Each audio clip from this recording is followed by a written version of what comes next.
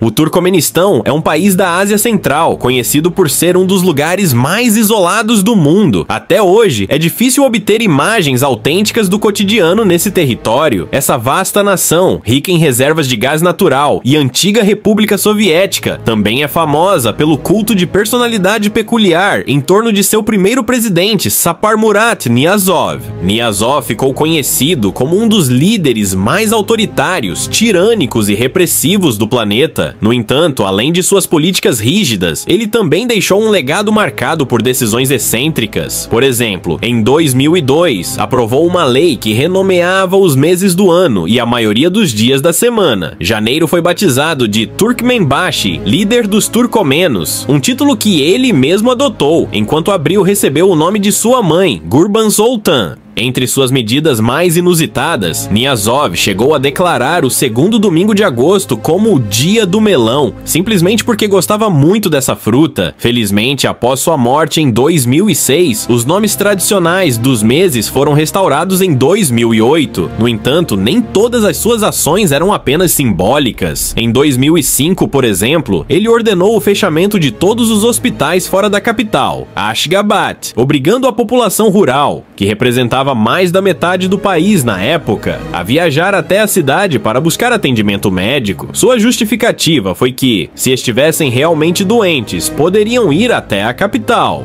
Da mesma forma, as bibliotecas rurais também foram fechadas, com a explicação de que os habitantes do campo não liam livros. Em outra medida controversa, em 2004, Niyazov demitiu médicos e professores de educação física, substituindo-os por recrutas do exército sem qualificação específica. Essas decisões contribuíram para que o Turcomenistão registrasse a menor expectativa de vida da Ásia Central durante o governo de Niyazov. Esse período deixou marcas profundas na história do país, tanto pelas excentricidades quanto pelas dificuldades impostas à população. Estou longe de terminar este assunto e ainda tenho muito mais a dizer. Essas decisões bizarras, prejudiciais e por vezes assustadoras são apenas a ponta do iceberg quando se trata do que torna o Turcomenistão um dos regimes ditatoriais mais peculiares do mundo. Mas antes de continuar, acho que preciso de um balde de café. Ah, e só um lembrete rápido, não se esqueça de deixar um like se estiver gostando disso, às vezes é fácil esquecer depois de assistir. De qualquer forma, obrigado por apoiar. Agora voltemos ao assunto.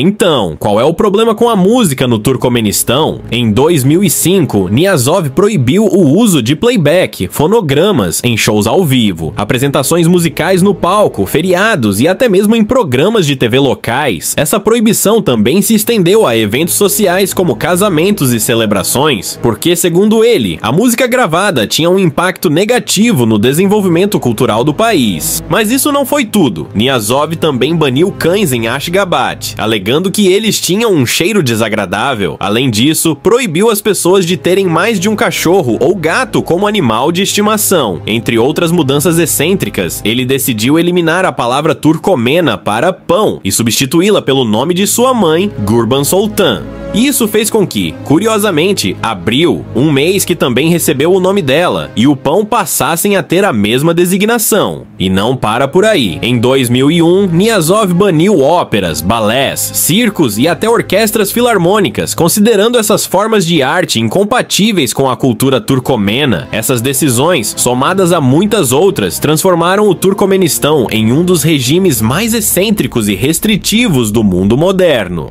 Em fevereiro de 2004, Niyazov decidiu que os homens não poderiam mais usar cabelos longos ou ter barbas. Além disso, ele proibiu qualquer menção ou discussão sobre doenças contagiosas, como AIDS ou cólera, por jornalistas. Repórteres e apresentadores de notícias também estavam proibidos de usar maquiagem durante as transmissões, algo comum em estúdios de TV. A cada transmissão era feita uma promessa de que, se os apresentadores ousassem falar mal do país, da bandeira ou do presidente, seriam severamente punidos. Para tentar processar tudo isso, você pode precisar de alguns segundos para entender essas decisões tão peculiares. Em seguida, Niyazov proibiu os rádios de carro, acreditando que eram apenas distrações, comparando-os a jogos de vídeo inúteis. Ele também proibiu os videogames, por considerá-los violentos demais para a juventude do país. Em novembro de 2005, Niazov ordenou que os médicos prestassem juramento a ele, em vez de fazerem o tradicional juramento hipocrático. Ele também pediu ao ministro do petróleo do país que aprendesse inglês em apenas 6 meses ou seria demitido. O culto à sua imagem foi levado ao extremo. Niazov mandou colocar seu rosto em tapetes, garrafas de vodka e relógios, e até lançou sua própria linha de perfumes. Quando decidiu tingir o cabelo de preto, tornou-se ilegal possuir relógios que mostrassem o cabelo grisalho. Se você está rindo nervosamente agora, pode entender a absurdidade das situações. Ainda há mais iniciativas peculiares para mencionar. Um dos projetos mais notáveis foi a Caminhada da Saúde. Niazov ordenou a construção de uma trilha de 22 metros de comprimento para ajudar a população a manter-se saudável. A ideia era que ministros e cidadãos percorressem esse caminho, mas Niazov nunca participou, preferindo usar um helicóptero para chegar ao topo da trilha. Ele justificou isso dizendo que seu coração estava muito fraco para subir, o que, de certa forma, não era mentira, já que ele faleceu de um ataque cardíaco. Essa trilha foi inaugurada em 2000 e inicialmente foi projetada para incentivar uma vida mais saudável entre os cidadãos. Contudo, seu efeito acabou sendo bem diferente do esperado. Subir uma escada de concreto de 22 metros, sem qualquer sombra e sob um dos climas mais severos do planeta, é um grande risco para a saúde. Não é surpresa que, após a caminhada anual, muitos funcionários tirem licenças médicas. No entanto, isso não significa que a trilha não seja utilizada. Caminhadas ainda acontecem todos os anos e eventos esportivos em massa também são realizados ali. Isso pode fazer parecer que Niazov realmente se preocupava com a saúde da população. Ele até proibiu o fumo em todos os locais públicos e ordenou que os funcionários do governo parassem de fumar. Essa medida foi tomada em 1997, quando ele próprio teve que deixar de fumar após uma cirurgia cardíaca. Se o presidente não pudesse, então ninguém mais poderia. Curiosamente, essa iniciativa levou o Turcomenistão a se tornar o país com a menor porcentagem de fumantes no mundo. Agora, é hora de falar sobre alguns aspectos mais difíceis. Durante a chamada Hora da Colheita no Turcomenistão, todo ano, dezenas de milhares de trabalhadores do governo, estudantes e até soldados são forçados a colher algodão, a principal fonte de renda do país após o petróleo e gás natural. Este é um trabalho forçado, do qual não se pode escapar. Os estudantes enfrentam ameaças de punições disciplinares ou expulsão se não participarem. Em alguns casos, crianças, professores e médicos são obrigados a trabalhar nos campos, ajudando na remoção de ervas daninhas e em outras tarefas. O trabalho é extremamente difícil, com jornadas de 12 horas por dia sob um calor intenso, e o governo nem fornece água potável para as pessoas. Esse trabalho forçado na colheita de algodão é um resquício da economia soviética, e o governo não tem interesse em abandoná-lo.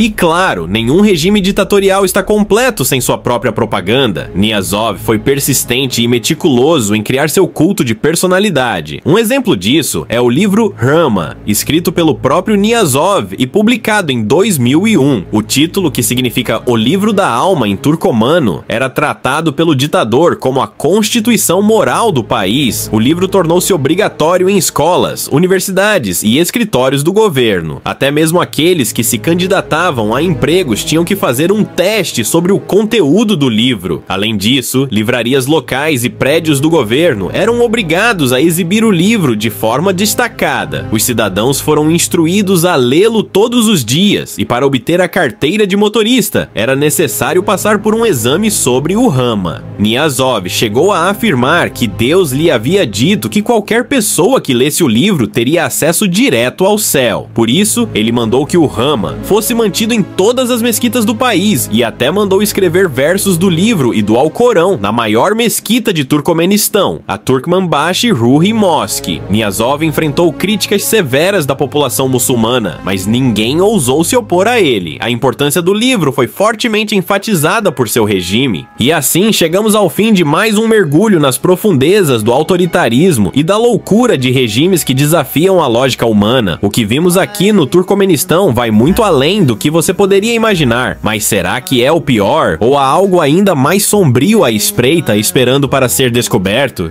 Se você ficou chocado, não deixe de deixar seu like, inscrever-se no canal e ativar o sininho para não perder os próximos capítulos dessa história, porque, como sempre, a verdade é mais estranha do que a ficção. I used to call my home.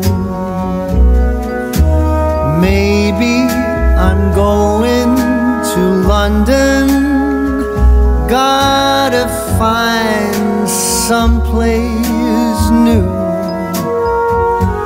I'll move to a dump in a far